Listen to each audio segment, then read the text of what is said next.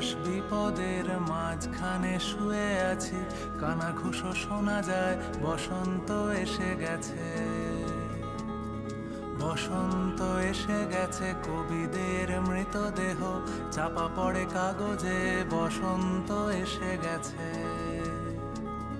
তার ছেঁড়া যন্ত্রের মাঝখানে শুয়ে আছি, আমলকি বনে শোনো, বসন্ত এসে গেছে, বসন্ত এসে গেছে।